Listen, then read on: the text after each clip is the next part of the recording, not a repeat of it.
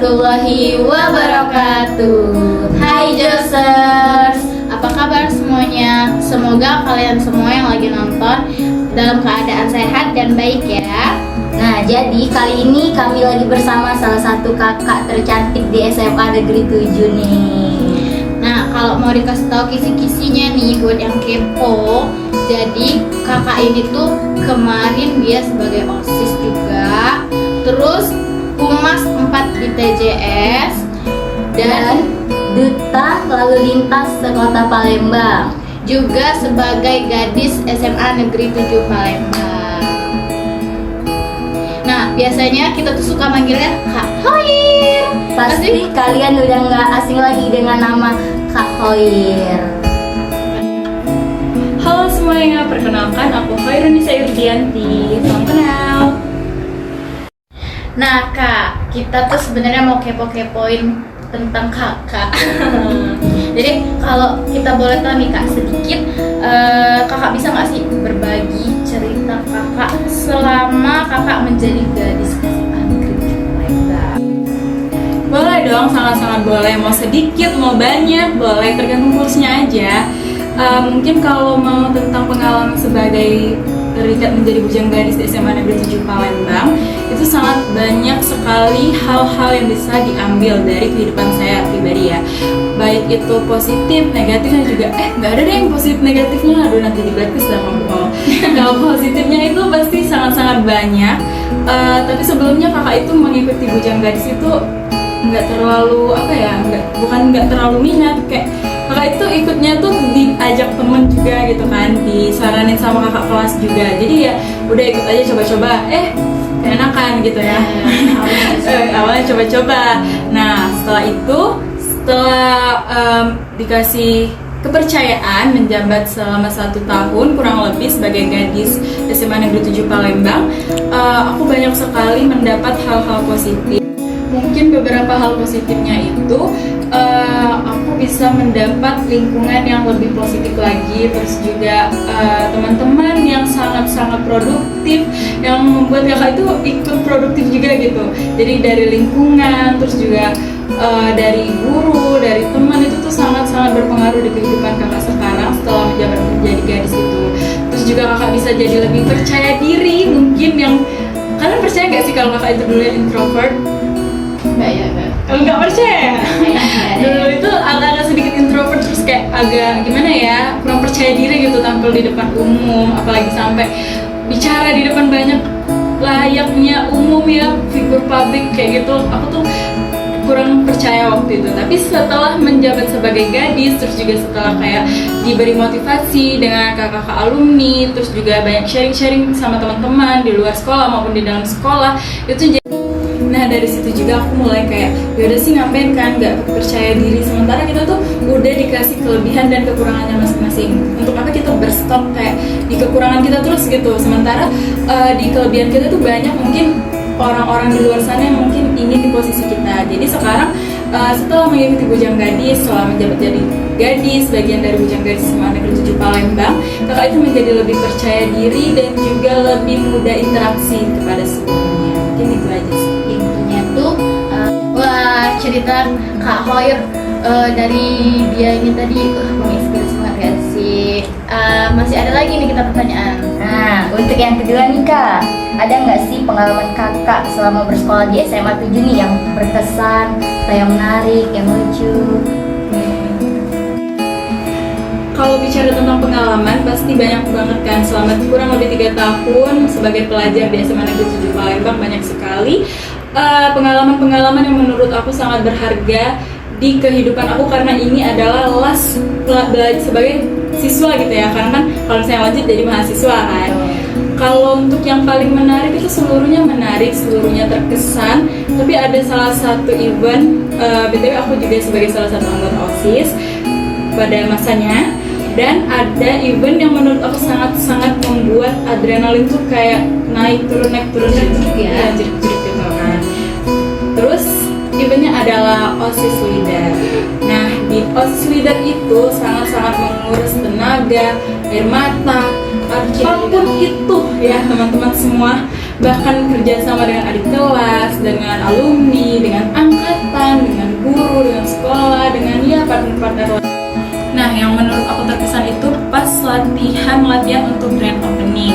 Untuk kalian teman-teman semua yang udah menyaksikan grand opening kami ya, di balik kemeriahan itu ada gitu ya, tangis, lelah, itu tuh mana juga waktu itu tuh pas OL bulan Oktober kemarin aku juga sebagai panitia pemilihan untuk Bujang Gadis periode selanjutnya. Jadi itu double tapi memang kayak capek tuh pasti ya, tapi itu tuh seru sih, menantang, kayak tantangan baru di kehidupan aku harus memanage waktu dengan yang baik, pikiran, tenaga, belum lagi di rumah dengan pekerjaan ya begitulah ya, anak perempuan.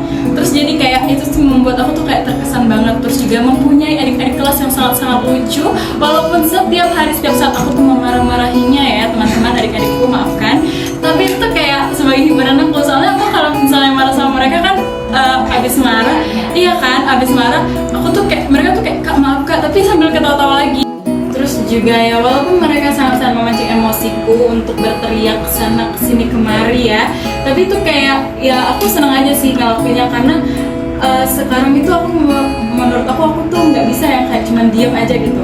Aku harus bergerak kesana kesini untuk menghibur diriku sendiri. Walaupun aku di rumah ada pekerjaan nih, di sekolah juga ada pekerjaan, tapi aku happy ngelakuinnya gitu, karena ya ketemu adik-adik lagi gitu yang bisa bertukar cerita, membantu pekerjaan satu sama lain. Terus juga angkatan yang sangat-sangat solid dalam menuntaskan event itu gitu sih.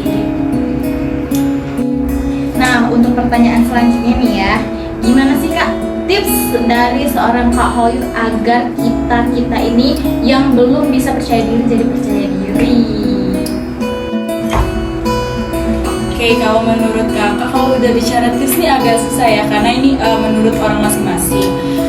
Mungkin pribadi, jujur kakak juga masih ada rasa-rasa kurang percaya diri. Menurut kakak, rasa percaya diri itu memang bisa dibangun, tapi tergantung situasi juga, tergantung lingkungan kita gimana. Tapi kalau menurut kakak, kalau tips, mungkin kita bisa kalau dari percaya dirinya itu dari ini ya, apa ya, kayak penampilan. Mungkin kalian itu cukup berpenampilan menurut kalian baik, gak usah ikutin standar orang lain. Kalian itu cukup kayak, misalnya kalian nyaman nih pakai baju ini, nggak perlu barang-barang mahal, barang-barang mewah, atau lagi ikutin tren-tren, itu nggak perlu banget. Yang penting kalian memakai pakaian itu yang sesuai dengan kepribadian kalian sendiri, sesuai dengan kebutuhan kalian, sesuai dengan kemampuan kalian sendiri. Jadi nggak perlu nego-nego gimana-gimana, harus ikutin dia apa adanya aja, ikutin standar orang itu nggak akan habisnya. Setelah ini ada lagi yang ini. Pasti kita itu udah punya jalannya masing-masing, nikmatin aja prosesnya, lalui, karena itu tuh bakal jadi momen-momen yang kayak rindu. Kalau misalnya kita udah tercapai, pasti kayak, ya aku rindu deh gimana proses aku untuk mencapai di titik aku yang sekarang. Jadi nggak perlu kalian untuk minder sama pencapaian orang lain yang mungkin ini yang udah kayak gimana. Kita fokus aja dengan jalan kita, dengan mimpi kita, pasti itu bakal kewujud dengan usaha, doa, dan ikhtiar ya teman-teman semua. Mungkin itu aja tips and trick dari aku. Nah, itu tadi adalah tips dari seorang Kak Hoyu Nisa. Buat kalian, teman-teman sekalian, bisa dicoba banget tipsnya. Ingat ya, percaya diri itu nggak harus jadi kita tuh jadi orang lain, nggak harus ngikutin gaya orang lain. Nah Kak, ini untuk yang pertanyaan terakhir. Untuk pertanyaan terakhir ini, apa sih Kak pesan-pesan Kakak untuk joser-joser yang lagi nonton dan juga untuk sebagian adik-adik Kakak? Oke, kalau pesan-pesan dari kakak untuk josers, aku udah lama banget nih gak nyapa-nyapa josers. Biasanya kan ada info jos ya tiap pagi ya. Sekarang gak bisa lagi, tapi gak apa-apa. Mungkin bisa lah kali next untuk mengisi ya, gitu guys. Iya, boleh banget. Mungkin kalau untuk pesan-pesan, semangat terus, pastinya semangat. Terus jangan mudah menyerah dengan apapun masalahnya, maupun itu masalah personal dengan ya begitulah ya, dengan teman. Itu hal yang biasa dalam organisasi, mungkin dalam lingkungan kelas, lingkungan sekolah, itu udah biasa banget ya teman-teman. Iya, berbeda pendapat bukan berarti kalian berbeda tujuan. Kalian sama-sama akan menjalani kehidupan setelah ini, benar-benar kehidupan. Karena walaupun kalian berbeda-beda pendapat, tapi kan kalian tetap satu tujuan untuk meraih. Mungkinnya kalau di organisasi kalian bisa untuk meraih event itu biar terlancar, terlaksana dengan baik. Terus kalau misalnya dengan kawan kelas itu harusnya ya bisa menciptakan kenangan baik untuk setelah lulus nanti. Terus juga harus berkomunikasi dengan baik ya dengan guru-guru kita, karena tanpa guru kita apalah adanya ya. Kita nggak bisa jadi apa-apa tanpa guru, tanpa orang tua, tanpa orang-orang yang bermanfaat. Jadi jangan melupakan jasa guru walaupun kita udah lulus dari sini. Terus juga untuk anak-anak, adik-adikku yang mengikuti organisasi ekskul yang banyak-banyak itu ya, kakak tahu deh kamu kuat, kakak tahu kamu bisa memanage waktu, tapi kamu harus juga memikirkan untuk kamu di masa depan nanti. Kamu jangan lupa belajar, jangan lupa wawasan kalian itu bertanya-tanya lah, mencari tahu dari sekarang, apalagi sekarang kalian udah mau naik-naikan kelas ya, mau ujian.